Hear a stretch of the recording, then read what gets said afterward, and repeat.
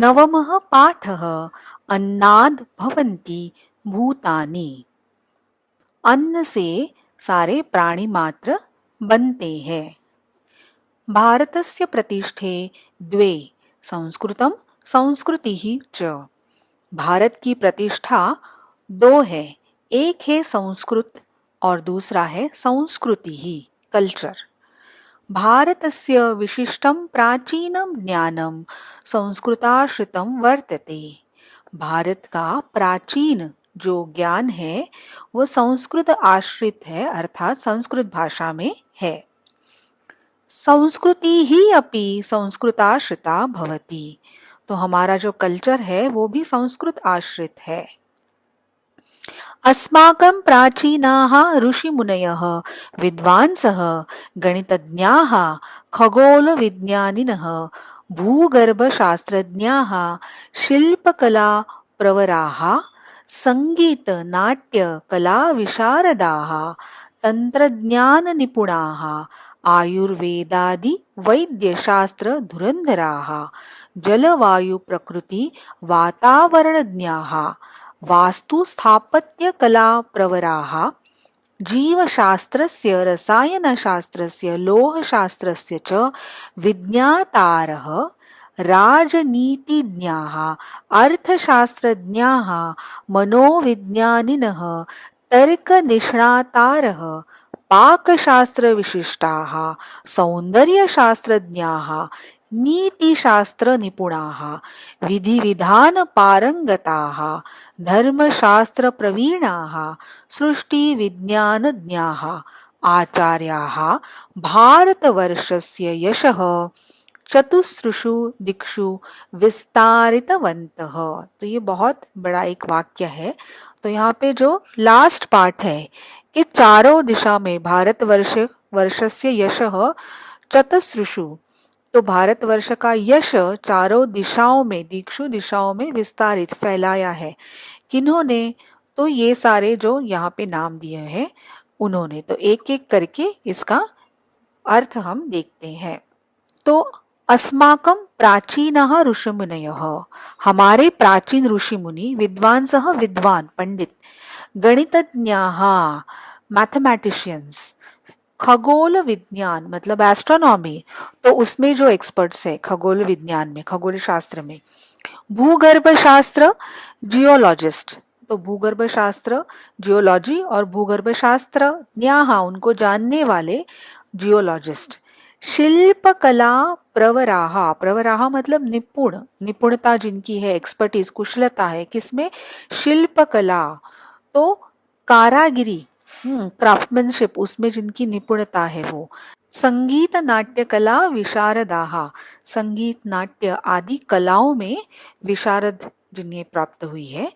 तंत्रज्ञान निपुणाः, तंत्रज्ञान टेक्नोलॉजी में निपुणता।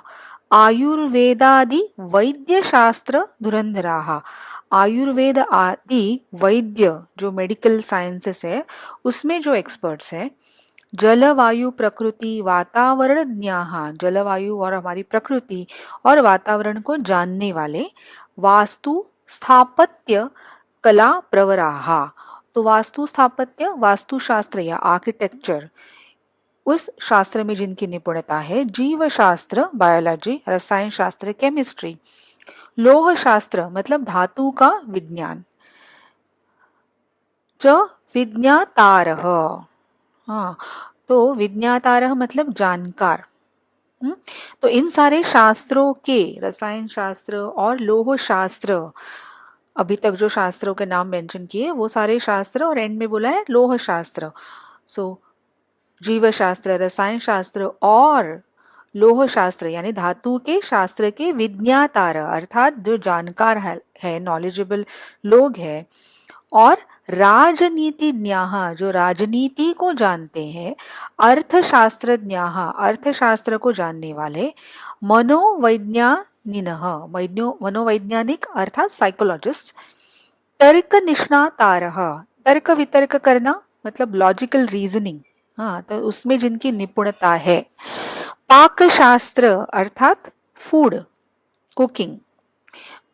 पाकशास्त्र विशिष्टाः, सौंदर्य शास्त्र ब्यूटी रिलेटेड जो शास्त्र है, नीति शास्त्र निपुणाः, नीति शास्त्र में जो निपुण है, विधि विधान पारंगताः, विधि विधान यानी रिचुअल्स, प्रोसीजर्स क्या करनी चाहिए, तो उसमें जो पारंगत है।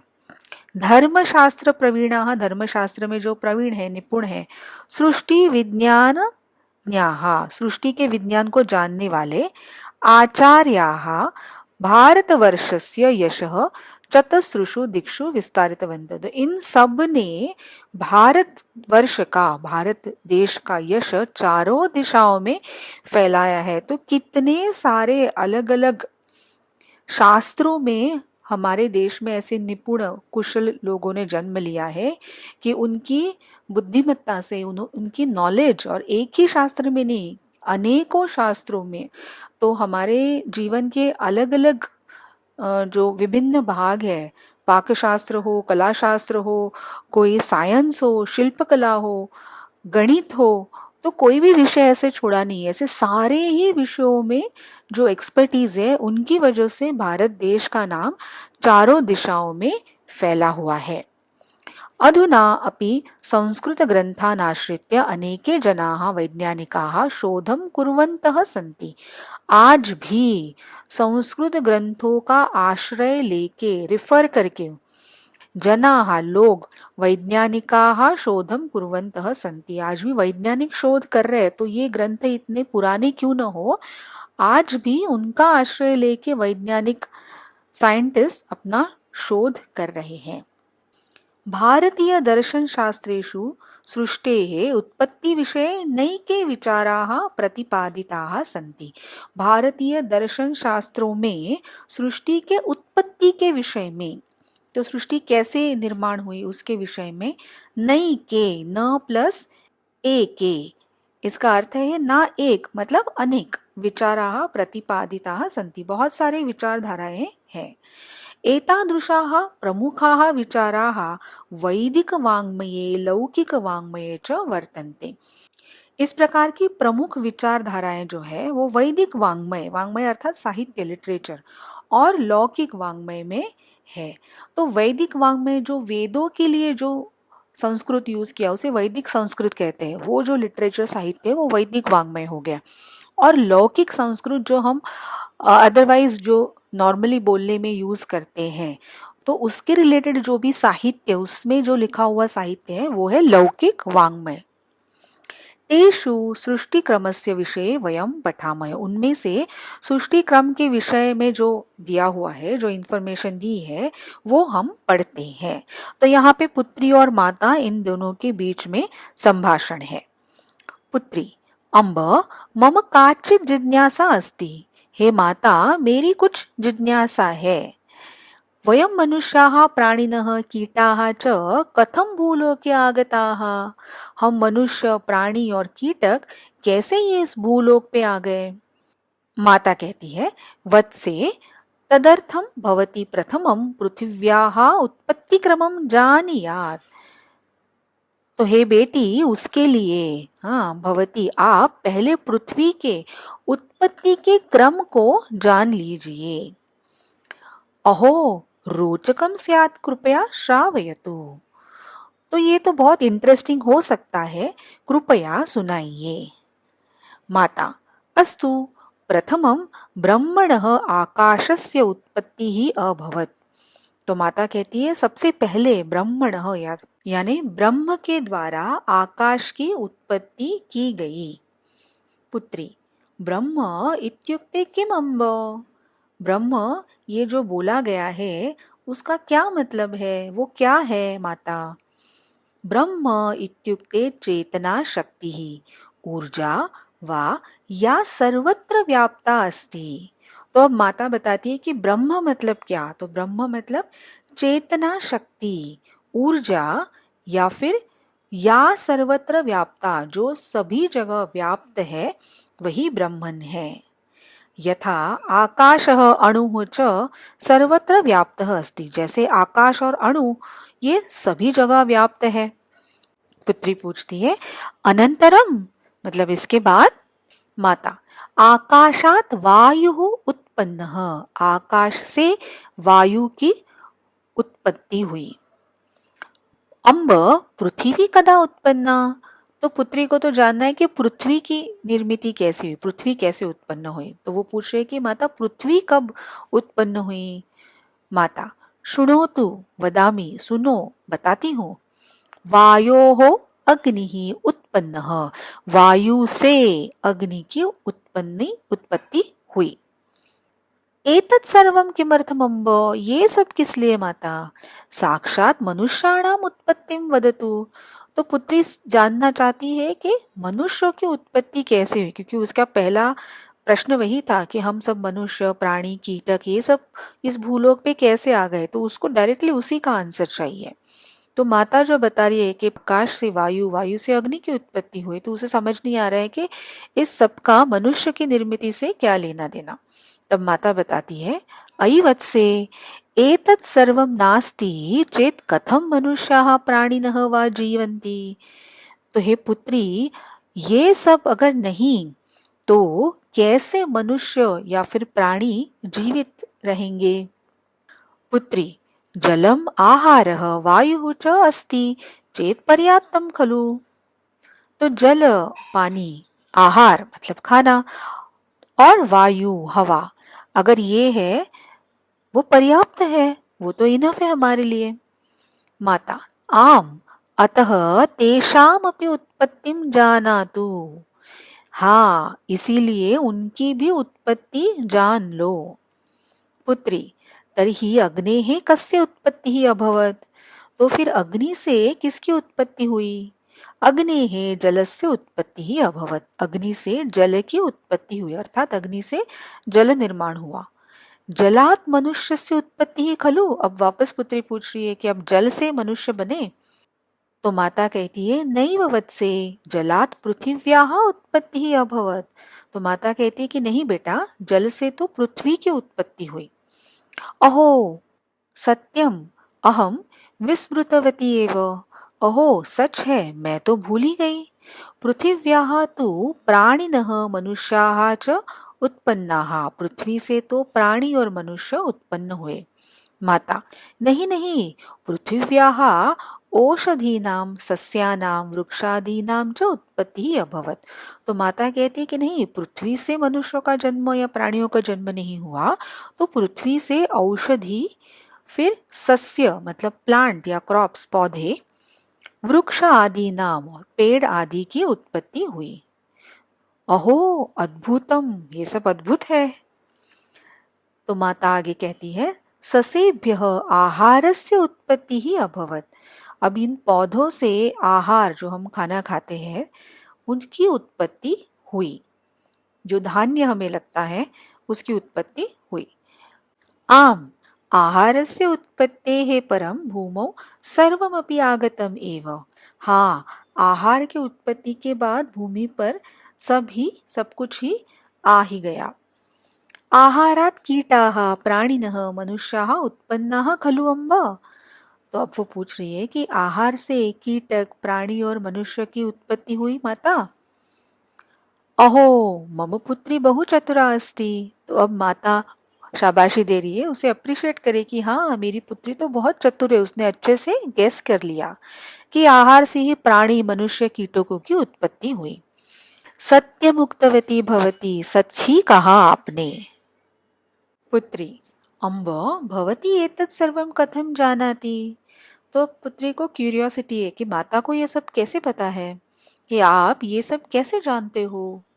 माता कहती है अहम आधुनिकम रसायन शास्त्रम उपनिषद ग्रंथांच पठितवती, तो मैंने आधुनिक रसायन शास्त्र मॉडर्न केमिस्ट्री और उपनिषद के ग्रंथों को पढ़ा है। पुत्री अहो अहमपि उपनिषदम पठामि अम्ब, तो पुत्री कहती है कि मैं भी उपनिषद पढ़ूंगी। माता सत्यं वत्से अवश्यम उपनिषद ग्रंथाः पठनीयाः, सच में बेटी उपनिषद के ग्रंथों को अवश्य पढ़ना चाहिए। अतः अस्माकं भारतस्य मौलिकं ज्ञानं तेषु निहितम् अस्ति, क्योंकि हमारे भारत का मौलिक मूलभूत जो ज्ञान है, जो कि बहुत मौल्यवान भी है, वो तेषु उन ग्रंथों में निहितम अस्ति, वहां पे उन ग्रंथों में वो मौलिक ज्ञान है। तेन अस्माकं जीवनस्य अपि उत्कर्षः भवति, और उनसे हमारे जीवन का भी उत्कर्ष होता है। यहाँ पर कुछ कठिन शब्दों के अर्थ, संधि और प्रत्यय दिए हुए हैं। अत्र इदम अवधेयम, अब यहाँ ध्यान दीजिए, यहाँ पे तैत्तिरीय उपनिषद से एक श्लोक यहाँ पे दिया हुआ है। तस्माद्वा एतस्मात् आत्मनः आकाशः सम्भूतः, आकाशात् वायुः, वायोः अग्निः, अग्नेः आपः, अद्भ्यः पृथिवी, पृथिव्या औषधयः, औषधिभ्यो अन्नम्, अन्नात् पुरुषः। तो ये पूरे पाठ में एक्सप्लेन किया हुआ है कि पूरा क्रम क्या है। तो ये आत्मन या ब्रह्म से आकाश की उत्पत्ति हुई, फिर आकाश से वायु, वायु से अग्नि, अग्नि से आपह अद्भिः, तो पानी से, जल से पृथ्वी, पृथ्वी से सारे औषधय, जैसे हमने देखा। तो पहले आहार, औषधि सारे निर्माण हुए, फिर वो औषधि से आहार, अन्न की निर्मित हुई, जो मनुष्य, कीटक, प्राणी जिसे खा सकते हैं, और फिर अन्न से पुरुष। तो ऐसे नहीं कि पहले पुरुष या कीटक प्राणी आए और फिर इस पृथ्वी पे उनके अन्न की निर्मित हुई। देखिए, हमारा ये जो कॉन्शियसनेस है, ये हमारा जो ब्रह्म, आत्मन, आप जो भी उसे बोलो, वो इतना इंटेलिजेंट है कि पहले उन्होंने जो भी मनुष्यों को, कीटकों को, प्राणियों को जीवन जीने के लिए लगेगा, सस्टेन करने के लिए जो भी लगेगा, जो भी अन्न लगेगा, उसको पहले निर्माण किया, और फिर उसके बाद सारे प्राणी मात्रियों, भूतानी, अन्नात् भूतानी, तो अन्न से फिर उसके बाद प्राणी मात्राओं की, मनुष्यों की, कीटों की निर्मित हुई। तो ये बहुत ही इंटरेस्टिंग है, और ये जो क्रम हम अभी समझते हैं, ये तो कितने सालों पहले तैत्तिरीय उपनिषद में ये ऑलरेडी एक्सप्लेन किया हुआ है। और साइंटिफिकली भी अब आज हम उसे समझने लगे हैं आधुनिक युग में। तो ये बहुत इंटरेस्टिंग है, ये घटनाक्रम जो जिस क्रम से निर्मित हुई है, ये यहाँ पे मैंने वापस यहाँ दिखाया हुआ है कि आत्मा, ब्रह्मा, तो ऐसे कहते हैं ये सारे हम प्राणी मात्र, मनुष्य, पशु पक्षी, पेड़, जो भी इस धरती पे है, तो आत्मा के लेवल पे, चेतना के स्तर पे हम सब एक ही है। ये एक ही चेतना है जो अलग अलग फॉर्म्स में यहाँ पे है। तो उसी से फिर आकाश, फिर वायु, फिर अग्नि, फिर जल, फिर पृथ्वी, औषधि, और उससे अन्न, और फिर भूतानी। तो इसके साथ ही इस वीडियो में आज यहीं पे रुकते हैं।